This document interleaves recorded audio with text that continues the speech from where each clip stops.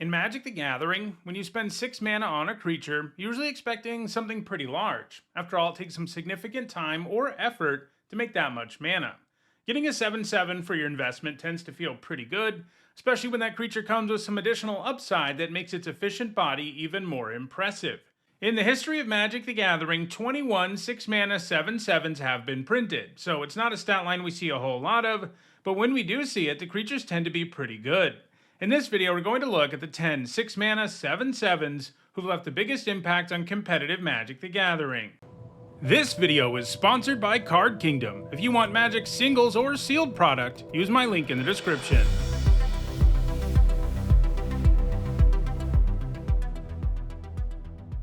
Before we get started, here's a quick reminder on how I rank cards in these videos. A first tier top 8 is worth 2 points. This includes events like Pro Tours. And a second tier top 8 is worth 1 point. This includes events like the Spotlight series. At number 10, it's Quilled Greatwurm. It costs 4 generic and 2 green, comes with trample, and whenever a creature you control deals combat damage during your turn, you put that many +1/+1 counters on that creature. You can also cast the Greatwurm from your graveyard by removing 6 counters from among creatures you control in addition to paying its other costs. Yeah, so Quilled Greatwurm can put its huge body to good use because its ability counts itself. In other words, if it makes it to your next turn and attacks and survives, not only does your opponent need to worry about a 7/7 trampler that turn, they need to worry about it being a 14/14 trampler on the next turn. And the Greatwurm offers this buff to other creatures too, so as long as one attacks and survives, it's going to get bigger. It can be combat damage of any kind. Once the Greatwurm has been on a board for a turn or two, it's actually not that hard to have 6 counters on your creatures, so just bring it right back and start the party all over again. The Greatwurm has been played in some green mid-range decks in Standard, usually alongside fellow counter-loving worm, Oroboroid, but it's never really found a consistent home in the format. As a Foundations card, though, it'll remain in Standard for a very long time, and if there's ever a super successful counter deck, the Greatwurm might see some more play. At number 9, it's Pyrewood Gearhulk. For 2 generic, 2 red, and 2 green, it's an artifact creature that comes with Vigilance and Menace, and when it enters, it gives your other creatures +2/+2 Vigilance and Menace, and damage can't be prevented this turn.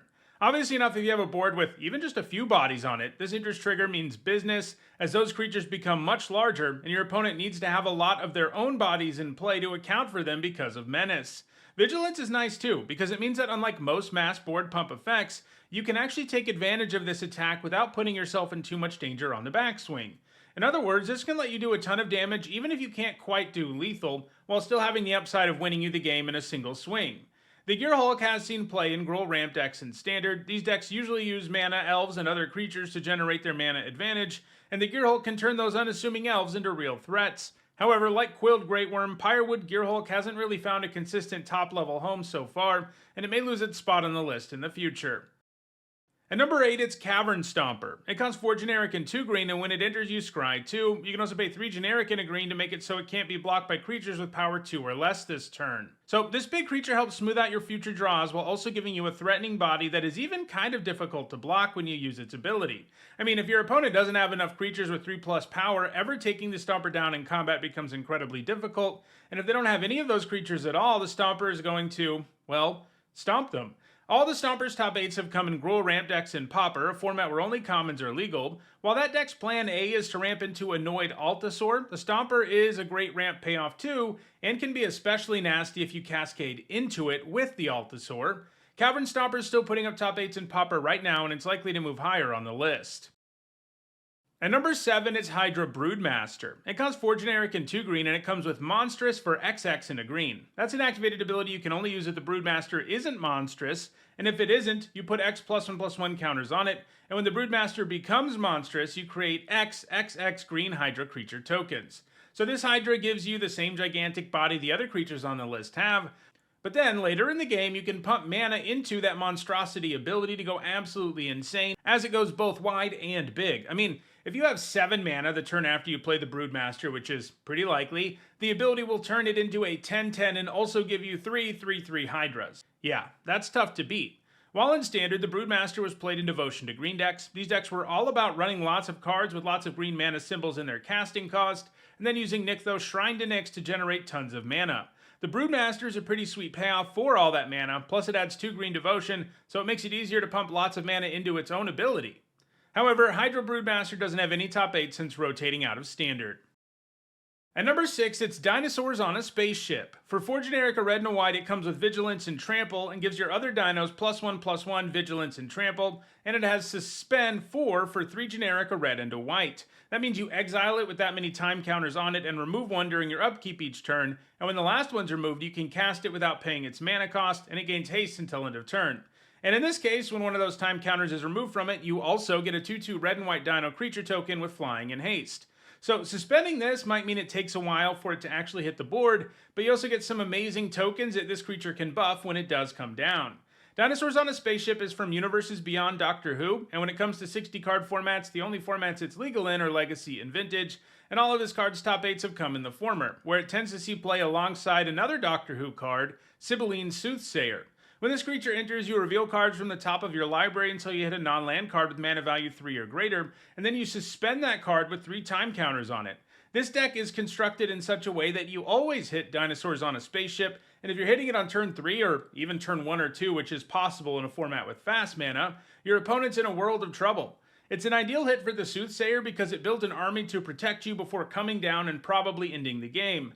While it's fun to imagine suspending something like Emrakul with the Soothsayer, that's a little too slow because of Suspend. The Dinosaurs really don't have that problem because of their tokens. Dinosaurs on a Spaceship is still seeing occasional play in Legacy, so it's likely to move higher on this list in the long run.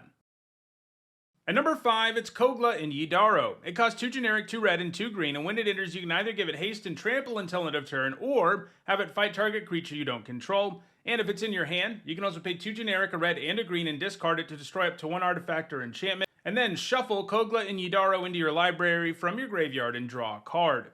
So yeah, it's a huge creature that can come down and remove a creature or smash in for 7 right away, and earlier in the game you can cycle it away to get a naturalize effect, one that gives you a 2-for-1 because it draws you a card, and one that can't be countered very easily because it isn't casting a spell. Kogla and Yidaro has found success in both Standard and Modern. In Standard, it was a sideboard card in 5-color control decks where it's a win condition worth bringing in against opponents with lots of targets for the discard ability. And in Modern, it's been played in Amulet Titan decks. Those decks use Amulet of Vigor and the Ravnica bounce lands to produce tons of mana in the early game. Since they untap when they enter the battlefield, that means you can produce 2 mana with them right away, and if you combine that with effects that let you play multiple lands on a turn, things get out of control in a hurry. The deck's ideal plan is to play Primeval Titan, but like in Standard, Kogla and Yidaro get sided in against opponents who have targets for that activated ability. Kogla and Yidaro is likely to continue to gain points, and it's going to move higher on the list in the future. At number 4, it's Lochmere Serpent. It costs 4 generic, a blue, and a black, and comes with flash, and it also has 3 activated abilities. You can pay a blue and sacrifice an island to make it unblockable until end of turn, or you can pay a black and sacrifice a swamp to gain 1 life and draw a card. And if the Serpent's in your graveyard, you can pay a blue and a black in order to exile 5 target cards from your opponent's graveyard, and then return the Serpent from your graveyard to your hand, and only at sorcery speed. So you can flash this massive creature into ambush block stuff and then use mana and lands to smash in for unblockable damage and or draw cards. The recursive ability also makes it so your opponent can't ever really be sure it'll never come back. One notable thing about that ability, the exile 5 cards isn't part of the cost, it's part of the ability, but that means you can't use it unless you have those 5 targets in your opponent's graveyard. In both Standard and Pioneer, the Serpent was a common win condition in blue-black control decks, but it doesn't have any top 8 since 2021. At number 3, it's Worldgorger Dragon. For 3 generic and 3 red, it comes with flying and trample, and when it enters, you exile all other permanents you control, and when it leaves the battlefield, all of those permanents return to the battlefield. So, let's be clear, it's not worth losing all your permanents just to have a 6 mana 7/7 with flying and trample, and that was true when this card got printed in 2002 as well. But this card can enable some really silly combos thanks to its ability that's supposed to be something of a downside, because it exiles everything you control, including lands, and can return them too when it leaves. So, if you have a Worldgorger Dragon in your graveyard, and cast Animate Dead or Dance of the Dead to reanimate it, you end up in an endless loop. This is because the dragon enters thanks to those auras that are reanimation spells, and both of those auras make you sacrifice the dragon once they leave the battlefield. So, they get exiled upon reanimating the Worldgorger Dragon, which in turn forces you to sacrifice the dragon, which returns the reanimation aura, and things keep going from there. This isn't just an infinite loop that is meaningless, though. Every time the dragon dies, your lands come back into play too, along with the aura, and you can tap that mana every single time the loop happens, so you end up generating as much mana as you want, which you can use to win the game in any number of ways.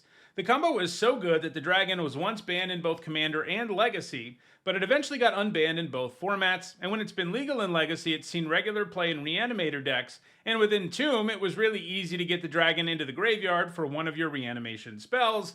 However, Entomb did just get banned in Legacy to weaken Reanimator decks in the format, and that's not good news for Worldgorger Dragon, which may find itself inactive once again. At number 2, it's Spinewoods Armadillo. It costs 4 generic and 2 green and comes with Reach and Ward 3, and if it's in your hand, you can pay 1 generic and a green and discard it to search up a basic land or desert and put it into your hand and gain 3 life. So, the Armadillo can be a big body on the board, one that's hard to attack through or remove thanks to Reach and Ward respectively, but it also makes sure you have good mana in the early game, even capable of grabbing lands with the desert subtype, making it even stronger, since there are plenty of deserts that make for good utility lands. The life it gains you also makes it hurt less that you aren't adding something to the board with the ability. While in Standard it was played in Gruul midrange decks, and in Pioneer its top 8s have almost come exclusively in Quintorius combo decks. It's a good fit there, because in order to combo off with those decks, you have to have Quintorius' Discover ability hit a clone, like Clever Impersonator or Spark Double. Either of those can copy Quintorius and the clone discovers again, and you keep doing that until you have a bunch of copies of Quintorius in play, at which point the Discover triggers can kill your opponent thanks to Quintorius' static ability. However, in order for Discover to always hit clones, you can't run any other cards in your deck with a mana value of 4 or less, and normally that would be a big problem, and that's where the Armadillo comes in. Your Discovers won't hit it, but it's still something you can use at 2 mana, which the deck really needs access to. It's also been played in Modern Living End decks, which run the Armadillo for similar reasons. These decks look to cascade into Living End with a 3 mana Cascade spell, and can't run anything that costs 2 mana or less as a result. But in that deck, in addition to the Armadillo just being a good way to fix your mana without getting in the way of your Cascade combo, when you do Cascade into Living End, it also gets reanimated along with the other creatures that you discarded, actually putting its huge 7/7 body to use. These days, it's still seeing regular play in Pioneer right now, and it has a shot at one day being the number 1 card on the list. But for now, though, that number 1 card is Cloudthresher. It costs 2 generic and 4 green and comes with Flash and Reach, making it pretty capable of ambush blocking things, and in addition to that, it also does 2 damage to all flyers and each player. So if your deck is built around going wide with small flyers, Cloudthresher will absolutely destroy you. It also comes with Evoke for 2 generic and 2 green, and that's an alternate casting cost. That means the Thresher gets sacrificed immediately if you cast it that way. So basically, it means you casting it for 4 mana just to get the 2 damage effect. Cloudthresher was positioned incredibly well in block, standard, and extended metagames, all 3 of which were pretty much dominated by fairy decks for a few years. Most fairies fly and are 2/2 or smaller, so Cloudthresher was important tech against them, as it often operated as a one-sided wrath that added a huge body to the board. It was featured in the sideboard of lots of green decks and was also played significantly in the main deck of ramp decks. Cloudthresher is unlikely to gain more points in the future, but its massive score means it will probably always be near the top of this list. So, those are Magic's best 6 mana 7/7s. If you like big efficient creatures, check out the description, where you can find a Card Kingdom link for each card that appeared in the video. If you want to make sure you catch future videos, don't forget to subscribe. If you want to catch up on past MTG top 10s, including many more that look at stat lines, you should see a playlist on your screen shortly. Thanks for watching.